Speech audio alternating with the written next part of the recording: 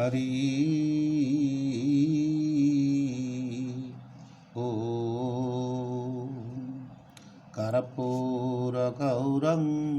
करुणावतारं संसारसारं भुजगेन्द्रहारं सदा वसन्तं हृदयारविन्दे भवं भवानी सहितं नमामि भवं भवानी सहितं नमामि भवं भवानी सहितं नमामि। समस्त पसरार भाई माँ मानू प्रणाम प्रणाम। समस्त पसरार आराध्य देवी देवता समंतरा भाई आपण मानू समस्त प्रणाम जनाऊँगी एवं तत्सहित जगतर माता को प्रणाम करुछि। बंधन खोली दियो माँ, पापे आम करिअछु देख करुअछु माँ। लोभमिछ भरिअछि अंतरे आम्भर, बारे मात्र कृपा कर आहे दिगांबरेश्वर। आकुल होई डाकिबा आमको प्रभु मुक्ति करंतु। निष्काम चित्तरे घरे रही किछि समय देवी भागवतर कथा श्रवण करुछे। आसंतु कथा को आगे नबा। आम भितर पाप भरी रही संदेह नहीं, नहले एत बड़ दंड आमको मिलते न था। आम प्रत्येक पाई गोटे मत्सर व्यवस्था अच्छे, अर्थात देखे हबार व्यवस्था अच्छे, जहाँ मनुष्य सबुठारु अपकार। मु बड़ हो जीवी, मु महान हो जीवी, ई विचारटा ही आमको आज बंधन रे पकई। ताहले देवी भागवतरे जन्मेजय को व्यास कहउछंती, ये जो अमर मान रहीगले पृथ्वी जो अमर मान रहीगले से माने निजକୁ केबे बड़ हबार कथा भाबुत नथिले बा छलना तांको पाथरे नथिला। तेणु सुनु करबन कहउछंती व्यासदेव देवी भागवतरे, शुण कुरुवंशी कनिष्ठ राजन, असुर वंशरे प्रहल्लाद बळी उपख्यान। ईश्वर को पांच शरीर जाणई, असुर सुर नर बानर किन्नर पुराण कहई। असुर तपरे श्रेष्ठ पराकाष्ठा हुंती, अहंकार वश होई नाश से जाती।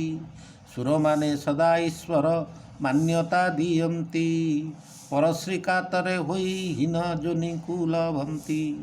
नर कर्म बळे नारायण होई पारे, विचार करू करू समयता सरे। बानर साहसी प्राणी प्राणीक मध्यरे, अस्थिर बुद्धि ताकू नाश करे हेले। किन्नर शरीर अटे पवित्र अतीब, काम क्रोध नष्ट करंती से साधव। जन्म काले गयाधु श्री विष्णु जपाइले, अहंकार शून्य संतान प्रहलादंकु पाइले। श्रीहरि विश्वासे प्रहलाद वीर, पितांकर वैरी भाव करिले से दूर। असुर शरीर निष्काम भजन करिले, पितांकु वैकुंठे पेशी अमर होइले। वैलोचन पुत्र बळी महातपा हेले, गुरुवाक्य देवतांकु ईर्षा जे करिले। काहार प्ररोचनारे साधना करिले, से साधना पूर्ण न होई धरारे। श्रीहरि बटुक रूपी बळी द्वारे गले, वेदध्वनि रे सर्व ईर्षा को जालिले। वेद मंत्र गुरु मंत्र अभ्यास करिले, सकल मन मात्रा नाश जाए भले। उच्च मंत्र साधना रे इंद्रिय दमन, जप मंत्र साधना रे चेतन मोहान। बळी जानिले त्रिभुवनर पति, जगतर दाता मो दुआरे अतिथि। एहांको पाखरे रखी आनंद होइबी, ए चरण तले निश्चय निश्चय मु रहिबी। सतचित आनंद एहि महाप्रभु, असुर ज्वनेरु मते तारण हेबे विभु।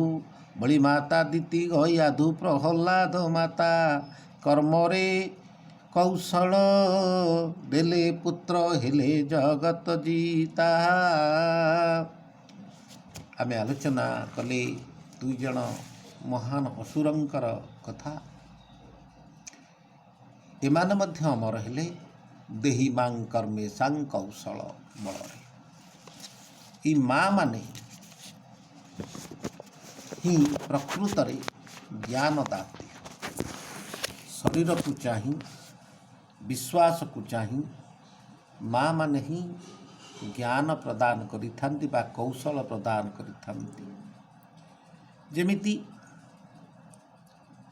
ଦେବତାମାନଙ୍କୁ ତାଙ୍କର ମାତା ଅଦିତି, ଅସୁରମାନଙ୍କୁ ତାଙ୍କର ମାତା ଦିତି ଏବଂ ସ୍ଥଳ ବିଶେଷରେ ବ୍ୟକ୍ତିଗତ ବ୍ୟବସ୍ଥାରେ ସତ୍ୟ ଯୁଗରେ ଗୟାଧୁ କେବଳ ନାରାୟଣ ଜପି ଜପି ପ୍ରହ୍ଲାଦଙ୍କୁ ଜନ୍ମ କଲେ ଏବଂ କୌଶଳ ବତାଇ ଦେଲେ କିପରି ନାରାୟଣଙ୍କୁ ଜପି ସିଏ ଅମର ହୋଇପାରିବେ। ସେହି ମାର୍ଗରେ ପ୍ରହ୍ଲାଦ ଗଲେ ଏବଂ ସେହି କୌଶଳ ପ୍ରୟୋଗ କରି ଭଗବାନଙ୍କୁ ପ୍ରାପ୍ତି ହେଲେ। ତତ୍ସହିତ ଦିତି ମଧ୍ୟ ବଳିଙ୍କୁ କୌଶଳ ବତେଇ ଦେଲେ କିପରି ତୋ ଦୁଆରେ ଭଗବାନ ଉପସ୍ଥିତ ହେବେ ଏବଂ ତୁ ଭଗବାନଙ୍କ ପାଖରେ ରହିବୁ। ସେହି ବିଚାରରେ ବଳି ସମସ୍ତ ପ୍ରକାର ଆୟୋଜନ କଲେ ଏବଂ ଶେଷରେ ଭଗବାନ ବଳି ଦ୍ୱାରରେ ରହିଲେ। କିନ୍ତୁ ଏଇଠି ଗୋଟିଏ କଥା ଆସେ, ଆମେ ଶୁକ୍ରାଚାର୍ଯ୍ୟଙ୍କ କଥା ପରବର୍ତ୍ତୀ ଅଧ୍ୟାୟରେ ଆଲୋଚନା କରିବା। କାହାର ପ୍ରରୋଚନାରେ, କାହାର ପ୍ରେରଣାରେ କିଏ କ'ଣ କହିଦେଲା, ନିଜେ ବିଚାର ନ କରି ତପସ୍ୟା ବା ସାଧନା ବା କିଛି ବାଟରେ ଆଗେଇ ଗଲେ ସେଥିରେ ନିଜରକୁ ସେତେ ପରିପୂର୍ଣ୍ଣତା ମିଳେ ନାହିଁ। ଯାହା ବଳି କ୍ଷେତ୍ରରେ ହେଲେ, ବଳି କ୍ଷେତ୍ରରେ ସେୟା ହିଁ ହେଲା। ଶୁକ୍ରାଚାର୍ଯ୍ୟଙ୍କ କଥାରେ ସେ ଦେବତାମାନଙ୍କର ବିରୁଦ୍ଧ ଆଚରଣ କଲେ, କିଛି ଲାଭ ହେଲାନି, ତାଙ୍କର ନିଜର କିଛି ଲାଭ ହେଲାନି। ହେଇପାରେ ଏହା ଯେଉଁଦିନ ସେ ମାତାଙ୍କ ଆଦେଶରେ ଭଗବାନଙ୍କ ବିଷୟରେ କିଛି ଶୁଣିଲେ, ବୁଝିଲେ ଏବଂ ମାତାଙ୍କ ଆଦେଶରେ ଦାନ ଦେବାର ବ୍ୟବସ୍ଥାରେ ରହିଲେ, ସେଇଦିନ ଠାରୁ ତାଙ୍କର ପ୍ରଗତି ହେଲା। ଶେଷରେ ଭଗବାନ ତାଙ୍କ ଦ୍ୱାରେ ପହଞ୍ଚିଲେ। ତେଣୁ ଦେବୀ ଭାଗବତର ମୌଳିକ ତତ୍ତ୍ୱ ହୋଇଛି ମାଙ୍କୁ ଆମେ କିଛି ମାଗିବାନି, ଯଦି ମାଗିବା କର୍ମେଶାଂ କୌଶଳମ୍, ଦେହି ମାଂ କର୍ମେଶାଂ କୌଶଳ। ତେଣୁ ଏଇ ଯେଉଁ ପାଞ୍ଚଟି ଦେହର କଥା ଆସିଛନ୍ତି ଦେବୀ ଭାଗବତରେ, ଅସୁର, ସୁର, ନର, ବାନର, କିନ୍ନର, ଏହି ଶରୀର ମାଧ୍ୟମରେ ଭଜନ ହୁଏ। କିନ୍ତୁ ଏ ଶରୀରମାନଙ୍କର ଗୋଟିଏ ଗୋଟିଏ ବଦ୍ଗୁଣ ଅଛି। ଅସୁର ଅହଙ୍କାର, ସୁର ପରଶ୍ରୀକାତର, ନର ବିଚାର, ବାନର ଅସ୍ଥିର ଏବଂ